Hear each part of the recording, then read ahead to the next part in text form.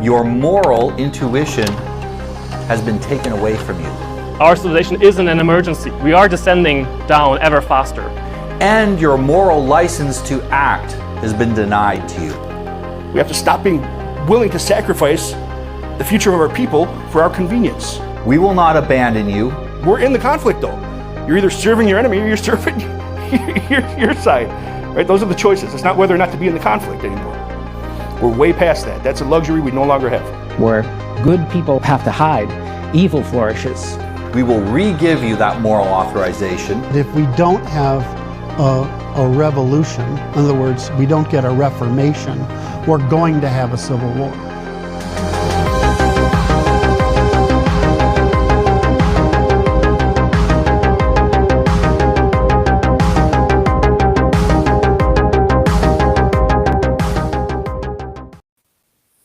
All right, welcome to Field Notes 9. Today I have with me Johannes from Halcyon Guild, and we had a wonderful conversation last week that went live yesterday on his YouTube channel, where we talked about the future of education and a number of other things. I think the title was an excellent serendipitous emergence from our conversation. What is it? The prison of Descartes, or how to break free, or how was it again? How to escape Descartes' mind. That's right. Because I had said that we all live in the minds of philosophers, essentially, or scribblers, as I said it, that create whole worlds of reference that then end up creating things in the external world because people take those words seriously enough to build on them. In any case, Johannes and I connected online on Twitter or X because he had seen my promo trailer that was also just part of that I led into the session with, and reached out and kind of was curious what my project is, what I'm doing with Modern Minuteman. And we share a lot of interests, specifically in the use of the digital world for the purposes of education. I guess also specifically true education, not kind of education qua education's sake, where it just becomes a thing that people do without really realizing why they're doing it. Degree or printing. Getting stuck in, yes, or getting stuck in kind of these self-referential worlds for no purpose other than to be a limbic slave of the machine, if you will. So there's many directions we might go, but where I always like to start at the beginning is, of course, a bit of the background that you have. You already told me that you were a professor, so maybe you can say a bit about how you got into starting Halcyon Guild, and then we'll get to more of kind of what animates your work. Well, a professor in the full sense of the word that you have the actual title, I was not. I did profess publicly, so in that sense, yes. if the title means anything, many professors perhaps don't profess publicly. I have a PhD in philosophy from Warwick University. I went to King's College London, and I studied in Italy as well. And I taught at Birkbeck College, which is part of the University of London, for about three and a half years until I quit because my online academy and guild started to do really well. I started it actually a month before the first lockdown, so it was not a lockdown project, but it came about just in the right time. So in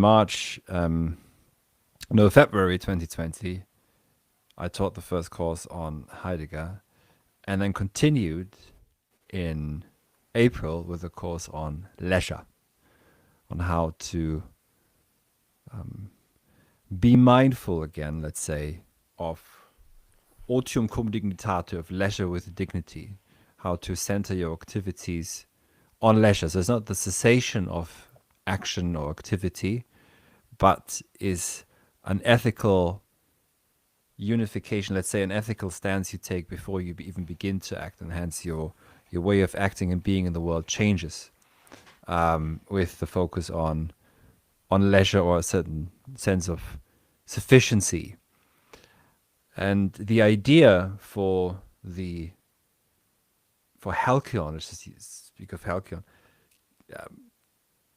came to me a few years into my PhD already. I had the preposterous idea that I'd like to start my own academy, which was never more than just I wouldn't even call it an idea, you know. Because the reason is quite simple. The academic path is no longer what it once was, where what you would spend your days on is, for the most part, you read and you write, and maybe you publish, but when you publish because you've got something to say. And at this point, once you're done with your PhD, you must have at least 3, 4, 5 publications. And I actually did have quite a few publications when I left, and I published my book also very quickly after my PhD, and I did my PhD, fairly quickly as well. But I simply didn't want to, as they say, play the game, You just hate the very notion of it, that it's just a game. And so I was looking for ways of, basically what academia used to be. It's which is you're quite free. I can maybe say as much. My former my PhD supervisor left the UK and is now a professor in Barcelona, where he is. I think it's the Universidad de Barcelona, as far as I know. But his position is what being a professor really just once was, which is you read and you write, and sometimes you teach. And you're completely free in this, so you don't have to have a sort of a perfect routine where every term you teach this, that, and the other. And here's a funny thing.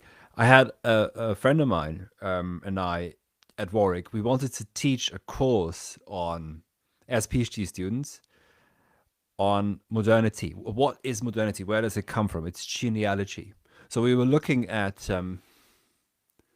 we threw together a syllabus in 2 hours, drinking loads of red wine and cheap red wine, obviously, given that we were grad students. But it was a really good course. But by the time we could have, you would have allowed us to teach it, we had left Warwick, or at least I had left Warwick. So it's the amount of red tape that you have to go through until you're allowed to teach, even just an experimental course. It's not because you can't. How do you accredit for this? How do you make sure that this hits all the learning outcomes, etc.? So how can you? Because once you get into accreditation and all these kinds of things, it just kills everything. So it suffocates it so much. And at this point, there's something that was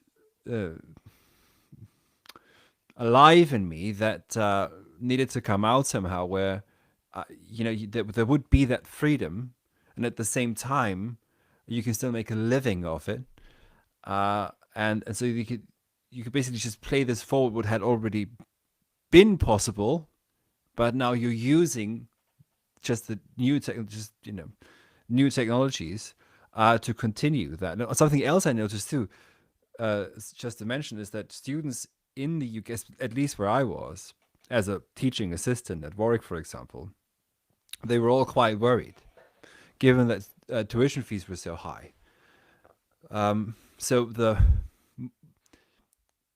Worried about what? Worried about their future? Worried about the value of their degree? You mentioned the machining system. And of course, when you pay £10,000 a year just in tuition fees, you need to make sure that it actually pays off at some point. And so that changes the dynamic in the classroom, because now you have customers in your classroom. And I was once actually told by a professor at Warwick, who shall remain unnamed, that I, as a TA, have one task and one task only, which is to make the customer happy. Which that means that has certain implications. That implies that you don't criticize their work. You don't read it critically. You give them an average mark, which would be a 62 or a 63 or a 65, maybe even a 68. So that's about a 2-1, as they say, a B minus or B plus, as the Americans might say, or a 3.5, 3.6 or something. And so all of the, these things came together over the years and years and years. And there have been others, of course, so Tom Hodgkinson, who I was acquainted with in London at the time, who had the Idler Academy and the Idler magazine. That I give a series of lectures on, a couple of lectures on Nietzsche more than a decade ago. That was inspiring at the time. So there were others, but my idea was to really just continue basically the work of academia outside academia, in a manner that would also be, because the experience is, once you're inside the institution, any new tool, any new digital oversight tool is more control and suffocates the life out of it even more, to a point where I have a friend who I also won't name because I wouldn't want to implicate anyone, but they left abruptly their academic position because, for no reason given, they had to just do yet another thing, yet another bureaucratic exercise to keep their PhD students, which just adds to the workload all the time. And to me, this is almost like a machinic. There's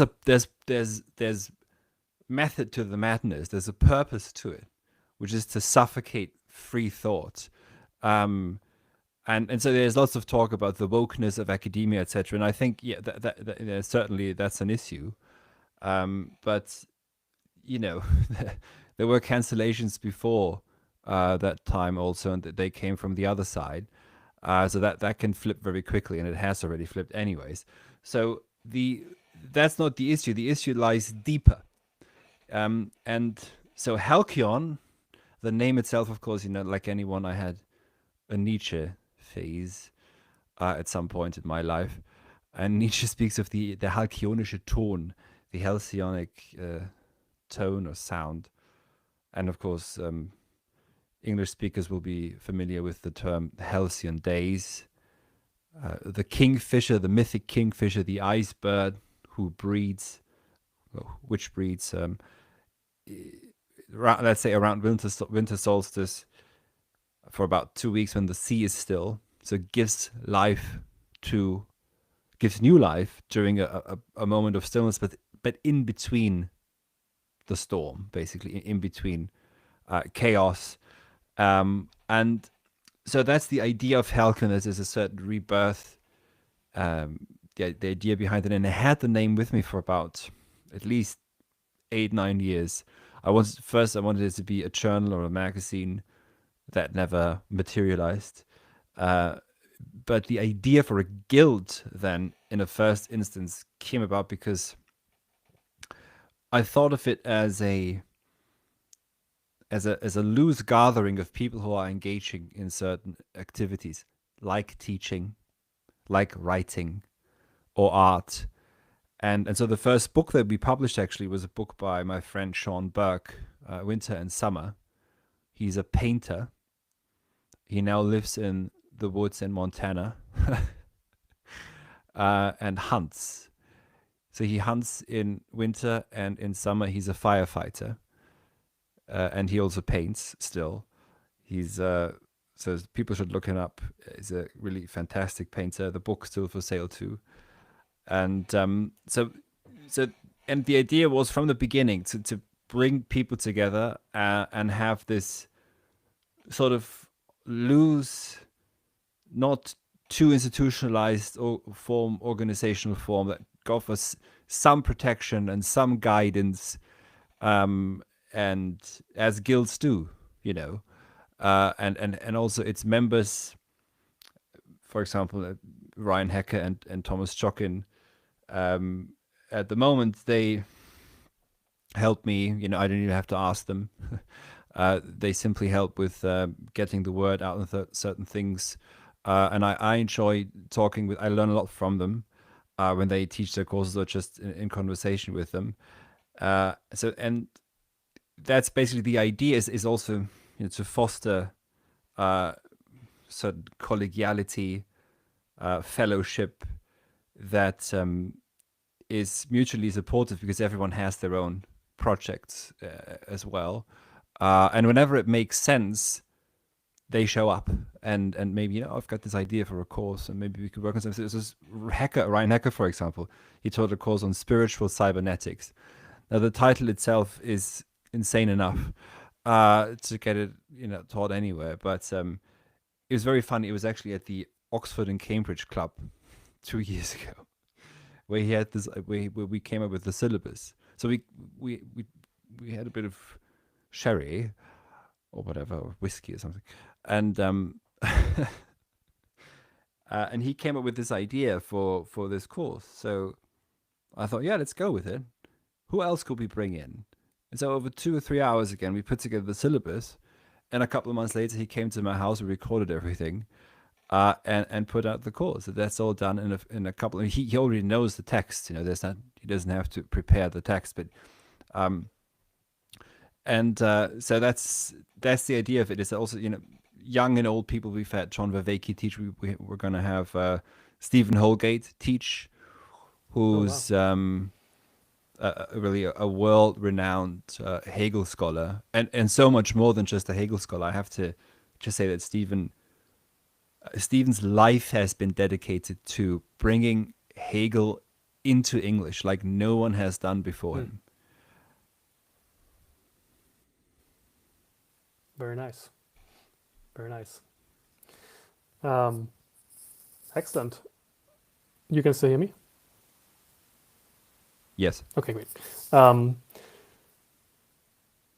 This touches already on exactly the subject I wanted to talk with you about today, and what titles this conversation, Building the Infrastructure of Bildung, because the central theme of our conversation on your channel was this using the digital as infrastructure for the real. And that phrase that has stuck with me. I've used in a lot of different private conversations over the last couple of days.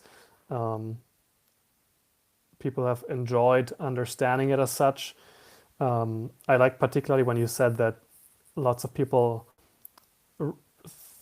relate to the digital as something to inhabit, whereas they should really be relating to it as something to make use of for externally valid purposes in some sense, or purposes that don't derive from it as such.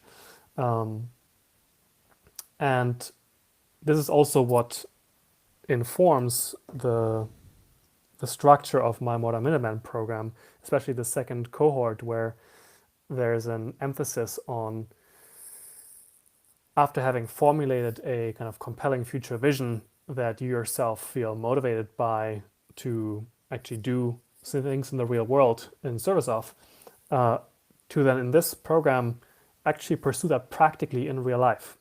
And it's always a challenge to do things like this in any educational setting, where the ask on the part of the student is to, or the participant is to a significant extent self-direct, and to either make a conscious choice or to be prompted to again and again remind themselves that their experience is largely up to them, and that I, as a teacher or an organizer or director of this, can again and again offer them touch points and affordances and opportunities to do things, but ultimately they determine the path they take through that kind of buffet of offerings.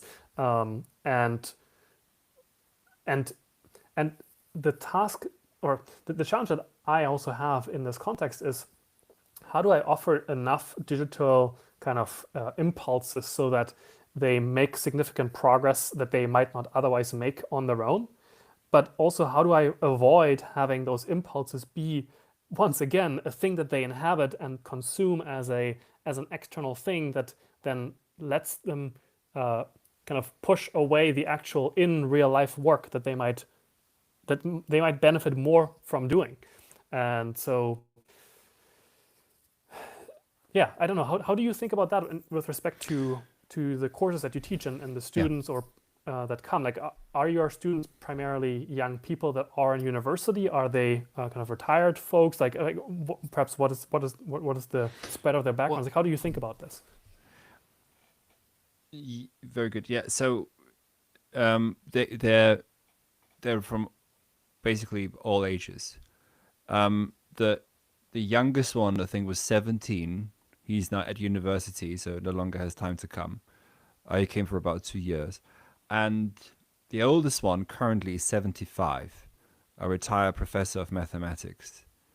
He was at Berkeley. He was just at my Heidegger course. He's now going to the Holgate course that's coming up in a couple of weeks. And he's his mind is too brilliant for me to comprehend. But he once gave a lecture on Hegel and Gödel, which was not, I think, all too well received by his colleagues, but which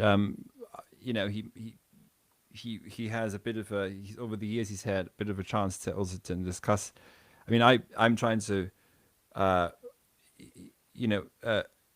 so he's what's happened during the seminars is that we do breakout sessions, for example, which are just small group work, we would say, in a classroom.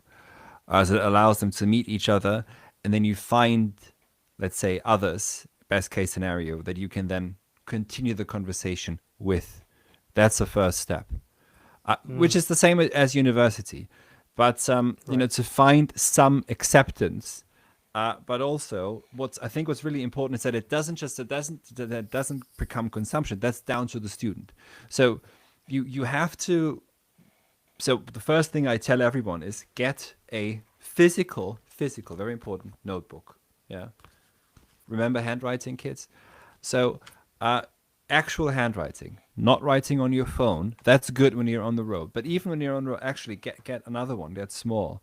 I take physical notes as Morris and I are having these discussions. Yeah. And keep those notes and get one for each course. And while you're listening to the lecture, it's a lecture. Someone's reading to you. So as you're reading, take notes. So it's very basic things, because it's not just content that you're consuming, because we've got content brains, we all do, that are addicted to the next thing. You have to do some work. You also have to read. I actually ask them to read the text before they listen to the lecture, and to trust themselves reading something. Again, best case scenario is you actually get the physical book, or at least you print off the PDF. And after you do you go through the seminars, or even you do the course on your own, the best thing to do is to write. You test whether you can actually, in some sense, objectify what you've been thinking about. Mm-hmm. Can you actually, because it might make sense in here, but does it make sense once you type it down? And then a very important part of this is to present publicly.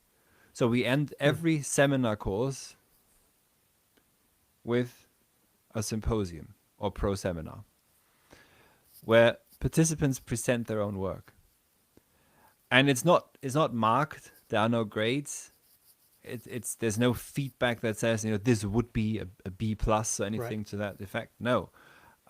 If they want to send something to me beforehand, which I ask them to do, or to any of my colleagues, then we will give them comments on how to improve, what else to look at, etc., things to consider. But we will. It's more about commenting on where they are at the moment and where else they could go, because they might not be. Currently, we have someone who's in film who writes scripts. Now, this person's interest is not being a Heidegger scholar or a Hegel scholar. For him, what's important is, to learn something from these texts and then maybe turn it into a film script. But even then, you need to get clear on some ideas. Can you write coherent paragraphs? Becoming coherent in your thoughts is so important, because something else, when we say using the digital as infrastructure for the real, now that's in a formal way a first good way of putting it. But of course, that also has its pitfalls. For example, if if you might know someone like this, someone whom we might refer to as extremely online, who can basically only talk in meme language and also assumes that everyone else is already familiar with this weird kind of language, or maybe even outrageous jokes that you can make online. But if you do them in the real world, quote unquote, then you might get arrested or beat up. Or people just walk out on you. So the digital is in a sense, it's something else that perhaps people can notice about themselves is how much we're driven by images.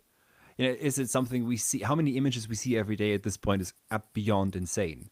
It must be in the millions. Anyone who's got it must be, even just advertisement, anything. The amount of stuff we see every day is incredible. And it probably triggers much of our behavior and influences what we want, what our desires are, how we think we have to act with our partners, and how they should behave, etc. All of this, it seems. So just develop a certain awareness of what images are and how images. Why Plato bans the poets? Right? Because mimesis is so dangerous.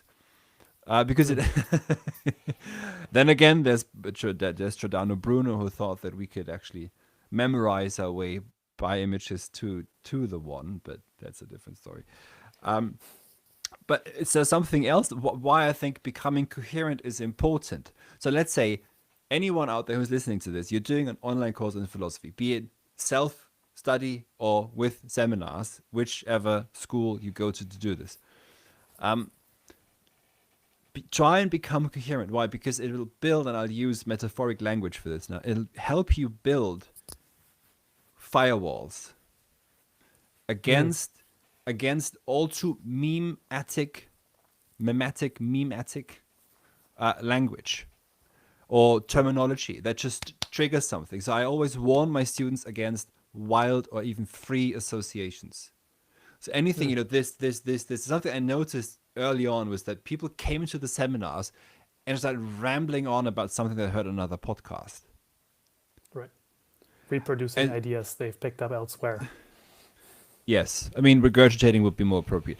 Because reproducing, at least you have to, produzere, there needs to be some leadership in there. But it's wiederkäuen, würden wir sagen, ne? Right. So, and this is and I observe this about myself. No one is free from this. You can the choice is either you shut down the internet for yourself and you don't use it, or you are already, the minute you open Twitter, there's something that hits your mind, and it might be just subliminally. It might be just a word, something that triggers you in a good or a bad way, but there's always something constantly coming in. So if you don't have any of these, let's say, firewalls or good filters that help you understand conceptual language, because something that was fun so striking about this notion that you had on, living in philosophers' minds is that, in a sense, we do really inhabit or roam through minds in whom we have our being, to paraphrase St. Paul, however, if these are ultimately just abstractions, and I think abstract universals, they are just that, God, human being, world, language. These are just words, and I could, and I see, for example, in those who in the AI conversation. I saw a lot of that, this incredible belief in AI. And I saw this the same with Bitcoin, this incredible faith in Bitcoin, that Bitcoin will basically save the world, etc. Instead, as Kant said, we live in a time that thinks of itself as enlightened, but is it really a time of enlightenment? No. We are quite similar. We have everything at our fingertips, all the quote-unquote information, but that doesn't mean that we necessarily make any good use of it or even critically engage with it. So the idea is to not, push away the digital and move to a cabin in Montana. Cabin in as the Ted woods, yeah. Kaczynski, as Ted Kaczynski did, but to try and understand it. But to understand it, you have to be in it. To stand in it, really, to understand it, to be within it, and because anything that's liberating is obviously at the same time also has great potential for enslaving. It flips very quickly. There's no moment when you've found this is it. This is my authenticity. This is where I need to be forevermore. No, but if done right, it's extremely liberating. To the point where I don't know yet what I'm going to do next year. And whatever the muses tell me, I will do. If it's writing another book, I published a book on Aristotle this year, so I took the first 3 months of this year to finish the book, and next year it might be, I don't know, more on Goethe's Faust perhaps, but we don't know yet.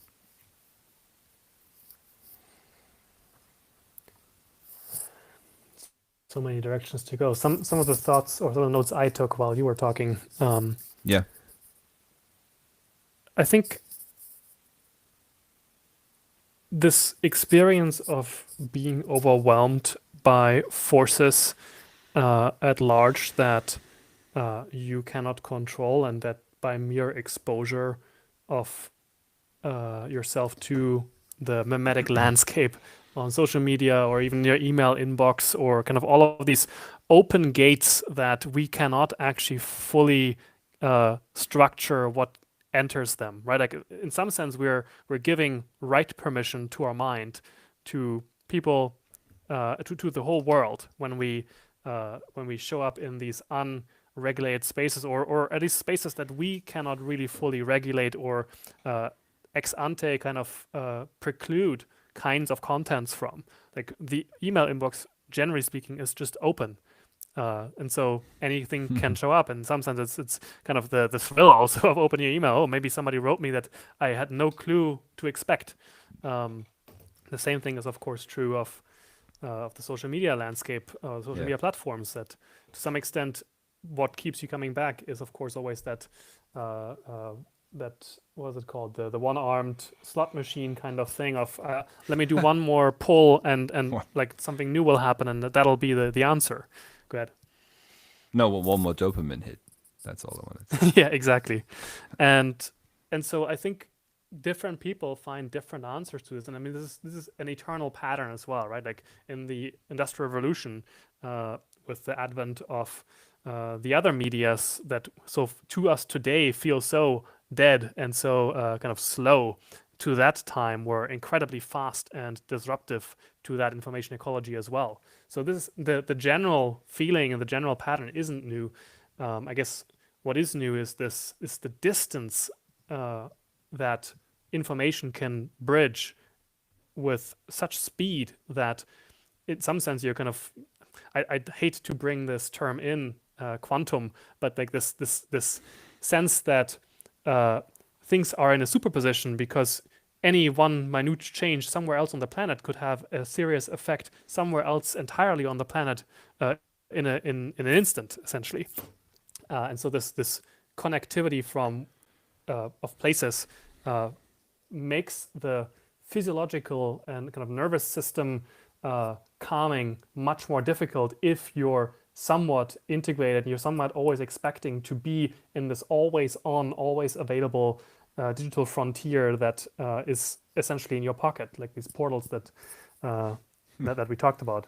So in that sense, the challenge is more that you never get to relax, and because you never get to relax, you rarely get to let things cohere enough inside of yourself such that you kind of you integrate those forces in your being to such an extent that you can actually marshal your forces in a certain directionality. Instead, you're merely responding, you're merely reacting to the stimuli that are constantly coming at you, and that you're even phantom producing in your own mind in absence of the actual digital world when you're not staring at your phone.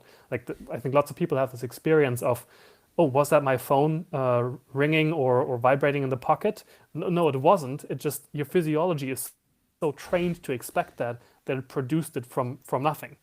And so with that as the backdrop,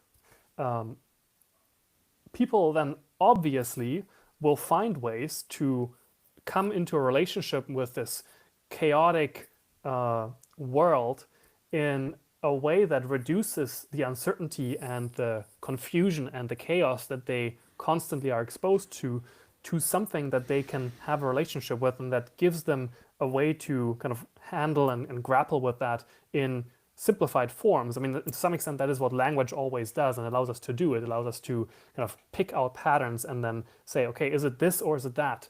And if it is this, then, okay, I have a general stance towards it that I don't have to reconsider moment to moment to moment, because I've done some work in thinking about this in advance and then come to a conclusion that allows me to orient myself without having to answer every question every moment of the day anew.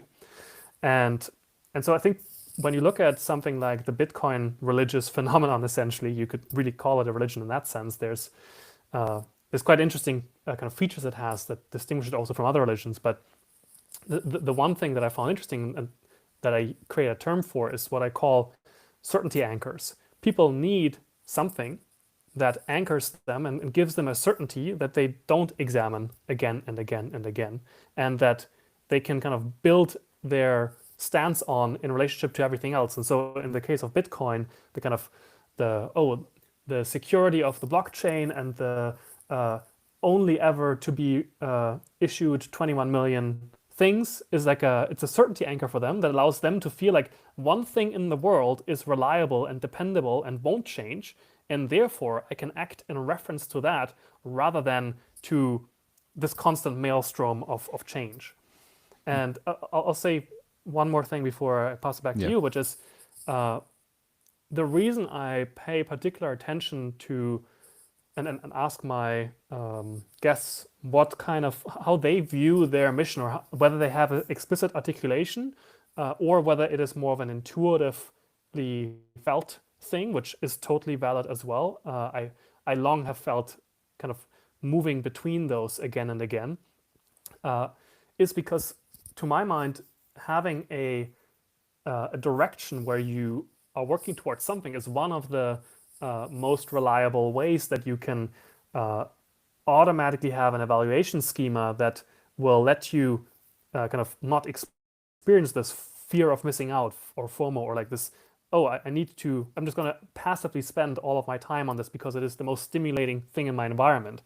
And the same thing is true, I think, also of real-world relationships in the physical world. One of the best things that has come out of my romantic relationship is that I have a real-life human being that I can have stimulating conversation with, and a serious reason to do something other than listen to the next YouTube lecture or play the next video game or otherwise kind of spend my time that way. So yeah, I'll let you respond to any of these things, but I'm quite curious also for you to perhaps talk a bit about whether your sense of direction and kind of mission, if you have something like that, or if you think about it differently, is kind of an intuitive thing that feels strong to you, or whether you have a quite explicit articulation of it that you kind of act in light of.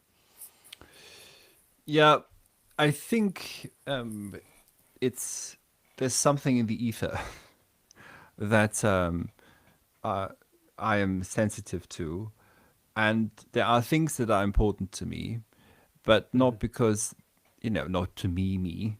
I think they are in general important. So I would describe the project as a rejuvenation of the European spirit, and that doesn't mean anything in some sense. It means everything and nothing. I'm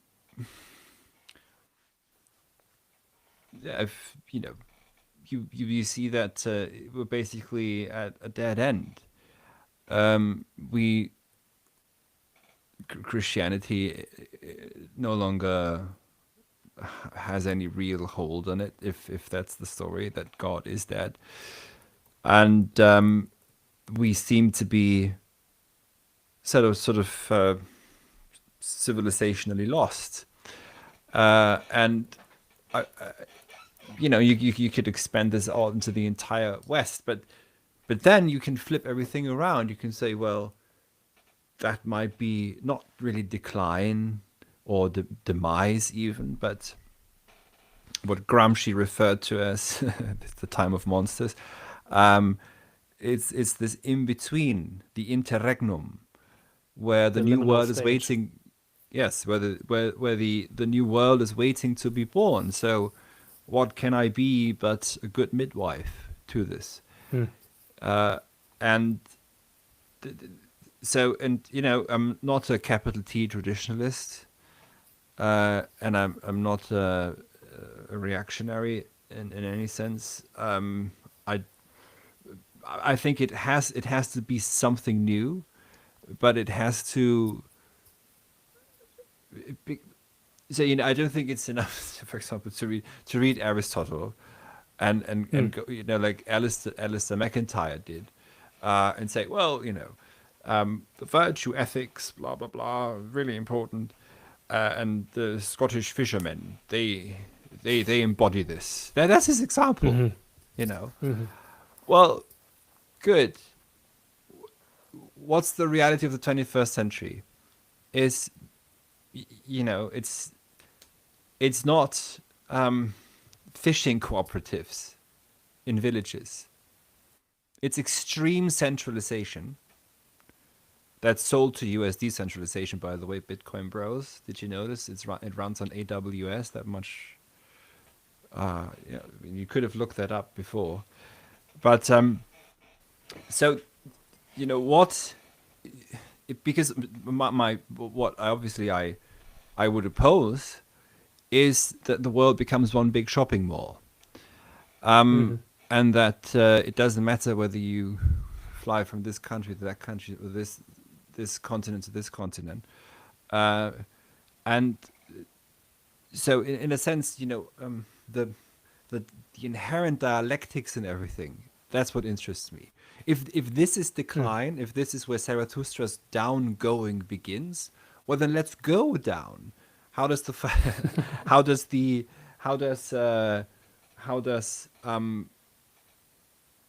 first word of Plato's Republic is kateben, I walked down. So in a sense we have to walk further down into the cave. We have to see the cave. We live in the digital cave. We have to understand the digital cave. And then twist free from it, reverse it from within, overturn something from within, and find meaning. And I think so there is, the work is in a sense a bit of recovering or retrieving, let's say, also the ancients, but as strangers to us. Goethe's term for this is Anverwandlung. So you appropriate something, transforming yourself in the process, but also transforming what you're appropriating. So that the world again becomes eudaimonic, which means not happy, but familiar. Right. It becomes a familiar world, not an eerie place that is constantly collapsing. Because I was thinking of something. I don't know. You're not old enough, maybe, but when I was a bit younger, where I grew up, which is not too far from where you were, a little bit, but not too far from where you grew up. Do you remember this when people said, and in China a bag of rice fell over or something? Yes. Which meant, a bicycle fell down, fell over. This is something someone said. It doesn't matter what you say. It's so insignificant. But today it does matter. That's the funny thing. Maybe not a bag of rice, but it does matter when it's several bags of rice and people have nothing to eat. It begins to matter. But and not because of not because maybe chaos theory is correct or anything, but because of the way we perceive things. So even just in terms on the level of perception, I think this strange interconnectedness that doesn't, as Heidegger would say, doesn't bring any nearness. It eradicates distance, but it doesn't bring nearness.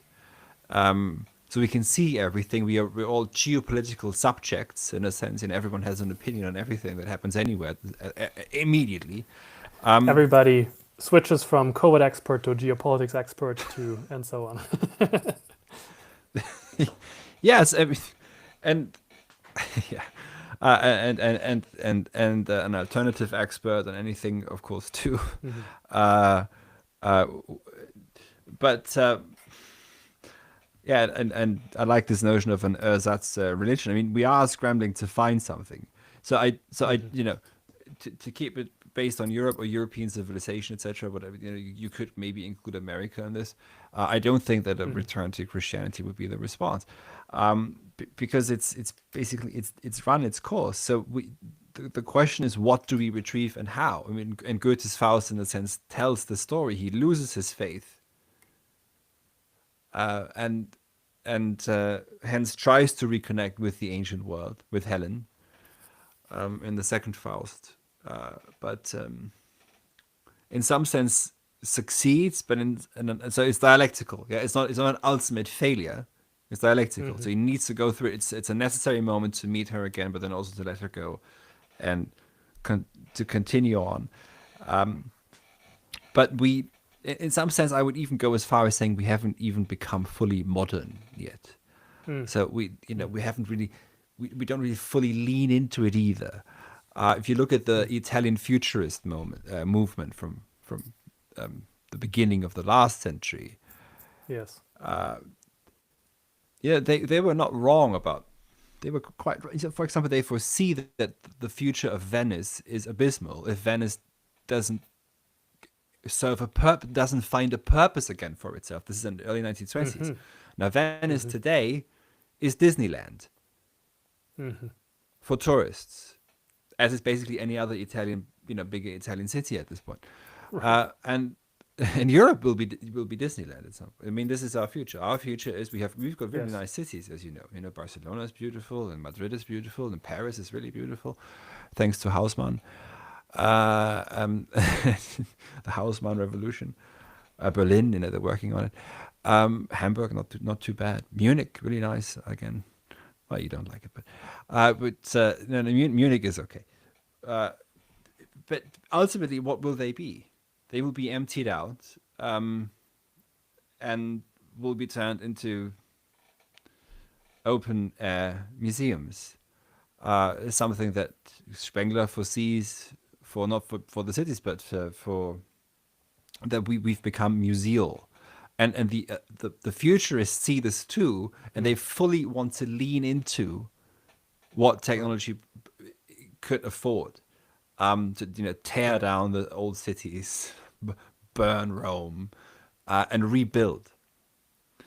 Isn't this in some sense just this reaction to such a total success that you forget what made the success possible, the kind of primal qualities that were able to kind of capitalize what you're doing to such an extent that then you live in the constructions of people's and your ancestors that you no longer have even the knowledge to reconstruct or even to maintain. And so then your life is constantly confronted with the realization that we forgot how to do this. We can't, and so essentially you're being taunted by your ancestors that you can't as a society anymore uphold, let alone replace or do something new. So yeah, I don't know. Like I think I'm saying this because I had heard one of the YouTube channels I follow in one of his recent videos talk about how Nietzsche had no patience for small talk, not because he was a bad socializer or kind of didn't like to be around people, but because he felt exactly what you described, that people were treating conversation as a kind of a passive, latent activity that's kind of obviously self-justifying rather than actually being in service of something real. And I think in our last conversation, you had also commented on how a lot of the times these intellectual conversations devolve into just we're thinking about stuff together rather than this is something real that has import in our lives. And that's, Something is at stake. So Yes. to give the complete Nietzsche here in the fröhliche Wissenschaft, the joyful, I think he's just disappeared, the joyful science, as the other current title goes, in the gay science, as the older translation goes, Nietzsche actually points out that what he misses is esprit in conversation, a certain detour, an allowance for, meandering conversations, etc. And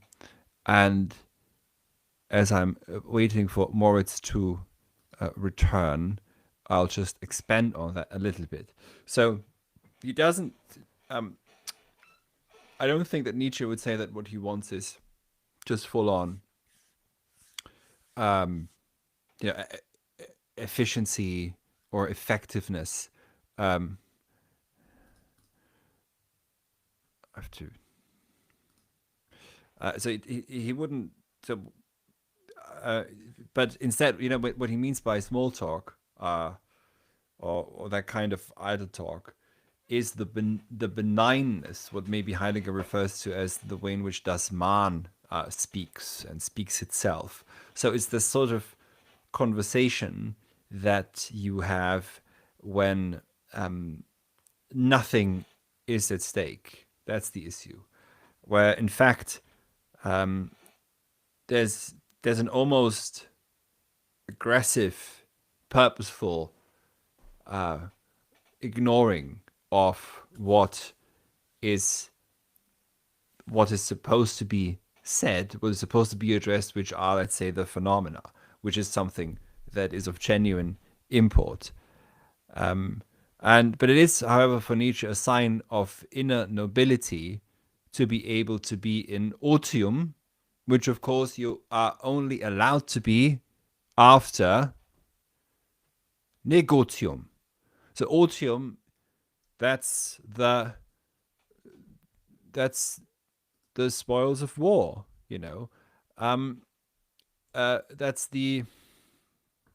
that's what you're allowed to enjoy when you are successful at war. And I'm just going to look for that section now, as we're waiting for Mr. Bildung to return, who may have lost his connection. So again, this is in Die fröhliche Wissenschaft, which is, by the way, also where you find Nietzsche's remark on the madman, der tolle Mensch, where he pronounces the death of God, but also where Nietzsche relates for the first time his thought of the eternal recurrence of the same. And I've written on this. So, by the way, if you're interested in Nietzsche on leisure and otium, I've written on this and published on this, and I've also, my course on leisure with dignity is on this as well. So this is also the book that, so I've been rambling on now without you for a couple of minutes. I'm just looking for this passage, in the gay science. So it's section 329 on Muße und Müßiggang. Leisure and idleness might be a standard English translation. So what he doesn't want is just, conversation that's interested in result and efficiency and effectiveness. And that to him is plump.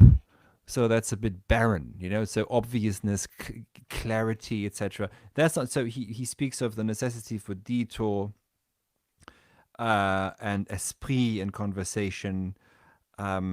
What he, of course, would oppose, so he holds high otium, as he says, and as I mentioned before, otium is reserved for those. It's a spoil, or other spoils of war. Basically, is that you're allowed in otium again. But what he would oppose is some sort of small idle talk that effectively is, ultimately is concerned with nothing. And the conversations I mentioned is if the Arbeit am Begriff, to use this Hegelian notion, working on the concept, trying to figure out what the concept is, how to articulate the concept of something. If what the need for philosophy is from its very beginning is to save the phenomena, because the phenomena cannot speak for themselves. So that's zozein phenomena is the Greek term. You have to save and safeguard the phenomena. And that of course, some intellectual conversation can actually do more harm than good. Yes. But now I've been rambling so long, I don't remember your question. Well, I had invoked Nietzsche and his distaste for conversations that felt pointless, and yeah, but I think you have a thing to get to and to prepare for. I think we're at a good closing point, I think. So maybe we'll close here, and yeah, I don't know. Perhaps you want to invite our listeners or watchers to check out your work and where to find you, and perhaps join you in these conversations. I intend to invite you after this at some point formally to perhaps hold a session in an ongoing Modern Minuteman program. I intend to change the program to be a monthly cycle rather than a singular kind of program. So perhaps we will have you there. Where can people find you, and what can they expect to interact with you on? Great. Thank you very much, Moritz, first of all. Very enjoyable again. So I am on Twitter or X as Johannes Achil, two of my first names. And I'm on YouTube, just as under my name, Johannes Niederhauser. And the Halcyon Academy website is linked to also from the YouTube account. Basically any video includes the links to the courses, and the idea is that people come in through the courses and then get to meet the others. We try and meet up once a year. People meet up. So this year we went to Naples. Last year we went to Athens. Next year I don't know yet, but we'll see where we're gonna go. And people get in touch with each other, and through the seminars, and then stay in touch through the online forums. And the next big two courses or two lecture seminars really are by Stephen Holgate on Hegel. So anyone who's got an interest in Hegel or anything that comes after Hegel, which is everyone, from Marx to Heidegger to Adorno to Deleuze to Derrida, you should have at least some basic understanding in Hegel and Hegelian thought, Hegelian dialectics, which we're going to get in the proper sense from Stephen, with two lectures on the science of logic, the main, really Hegel's main work, one could say, in the system. So check that out. I'm always looking forward to meeting new people. So thank you so much, Moritz. Of course. And I guess I'll end this with empathizing with the challenge that I think all of us feel, and to say essentially that it is quite understandable that we seek refuge in the digital when our real world lives are miserable and drab and machinic and unresponsive, and not really something that stimulates and draws us forward. And so we should not forget that that is real, and that it makes sense to use digital to drown that out when you can do nothing but triage yourself out of that kind of sorry state of affairs. But once you are no longer in a complete despair about that, and perhaps you're taking the first steps to remedy that in your real physical life, then that can change. And over time, over longer periods of time, which is really the only time over which real and important things happen rather than in the moment, you can organize your creative forces and those of the people that you build relationships with in circumstance or in structures like a guild, a fraternity, a discussion circle, whatever it may be. You can let those structures support you in reorganizing and reordering your own environment such that the real becomes more attractive than the digital and the virtual. So with that being said, thank you everybody for listening and watching. Thanks for tuning in. I think this may have been the most viewed ongoing live stream. So that's pretty cool. And yeah, I'll see everybody in the next field notes. Bye-bye. Thank you. Bye.